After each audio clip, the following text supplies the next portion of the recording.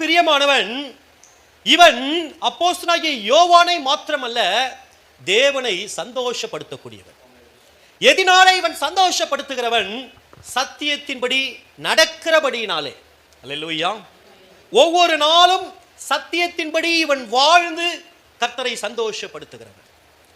ஒவ்வொரு நாளும் இவனுடைய ஜீவியம் நான் சத்தியத்திலே நடக்கிறேன் என்கிறதான நிச்சயத்தை பெற்றிருந்தபடினாலே கர்த்தருடைய இருதயம் இவனை குறித்து சந்தோஷப்பட்டது.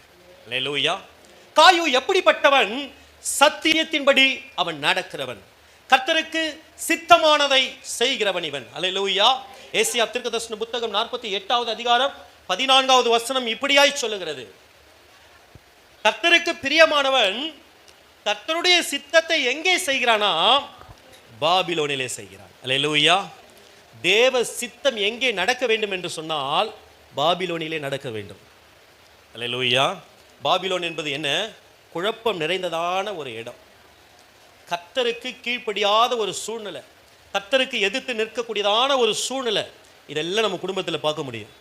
அல்லேலூயா. குழப்பமாக இருக்கும். ஆனால் அங்கே தான் நீங்கள் தேவ சித்தத்தை செய்யணும். கர்த்தர் எங்கே தேவ சித்தத்தை செய்யும்படியாக வைத்திருக்கிறார்? பாபிலோனிலே. எல்லாம் எனக்கு ஏற்றதா இருக்கிறது, எல்லாம் எனக்கு சரியாக போய் கொண்டிருக்கிறது, ஆக நான் தேவ சித்தத்தின்படி நான் வாழுகிறேன் செய்கிறேன் என்பது பெரிசல்ல. எதுவும் எனக்கு சாதகமாக இல்லாத பொழுதும் அங்கே நான் தேவ சித்தத்தை நிறைவேற்றுகிறேன், அங்கே நான் தேவ சித்தத்தை செய்ய வேண்டும். அடிமைகளாய் பாபிலோனுக்கு கொண்டு செல்லப்பட்டவர்கள் ஏராளமான பேர். அதிலே 4 பேர்கள் விசேஷமானவர்கள். அந்த 4 பேரிலேயும் தானியேல் பேர் பெற்றவன்.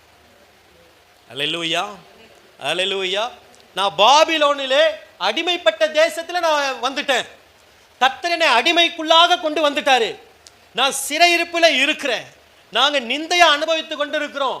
இங்கெல்லாம் தேவ சித்தம் செய்ய முடியாது, இங்கெல்லாம் ஒண்ணுமே பண்ணிவிட முடியாது. பாபிலோன் ராஜாவை என்ன நினைக்கிறானோ அதை தான் செய்வான். இங்கே தலைமைத்துவத்தில் தேவ பிள்ளைகள் யாரும் இல்லை. ஆக தேவ சித்தத்தெல்லாம் இங்கெல்லாம் செய்ய முடியாது பிரதர் அப்படின்னு தானியேல் சொல்லவே இல்லை. அவன் பாபிலோன்ல இருந்தாலும் அவன் கர்த்தருக்கு பிரியமானவன். பிரச்சனைகள் சூழ்ந்து கொண்டிருந்தாலும், அவனுக்கு எதிராக சட்டங்கள் உருவாக்கப்பட்டாலும் அவன் கர்த்தருக்கு பிரியமானவன். அவனுக்கான தேவ சித்தம் என்ன? தினமும் நான் 3 மணி நேரம் கர்த்தரோடு கூட இருக்கணும், 3 வேளை நான் கர்த்தரோடு கூட இருக்கணும். நான் கர்த்தரோடு இருப்பதுதான் மிகப்பெரிய தேவ சித்தம். அல்லேலூயா.